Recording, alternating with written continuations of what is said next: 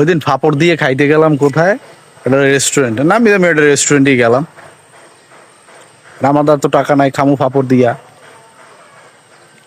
ও যাই দেখি আমার একটা বন্ধু ওই রেস্টুরেন্টের ওয়েটার, কিন্তু ও তো একটা সরকারি চাকরি করতে। আর আমি মনে মনে ভাবলাম যে মনে হয় সরকারি চাকরির চেয়ে মনে হয় রেস্টুরেন্টে বেতন বেশি দেয়, এই জন্য মনে হয় ও চাকরি ছাড়িয়ে রেস্টুরেন্টে ঢুকছে। দেবার মন টনও খারাপ, তেমন মন তেমন বেশি ভালো না। আর আমার টেবিলেরই ওয়েটারও তো, বন্ধুরে দেখে আমার মনের মধ্যে কই বন্ধু যেহেতু এখানে চাকরি করে তাহলে তো আমার টাকা দেওয়াই লাগবে না। তারপর তো ভরপুর ইচ্ছা মতো খাইলাম। খাওয়া দাওয়া টাওয়া দাওয়া করে বন্ধুরে জিগে, বন্ধু বিলটা তুই দিয়ে দিস, ঠিক আছে, নাইলে তো তুই যেহেতু আসো টাকা দেওয়া লাগবে না।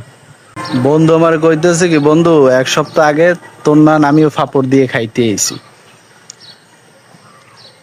এসি পরে আমি ফাপড় দিয়ে খাই যাইতে পারি না, আমার আটকাই রাখছে, এই 1 সপ্তাহ ধরে ডিউটি করাইতে আছে। আর আমি ভাবতেছি যে আমার অবস্থা কি হইবে।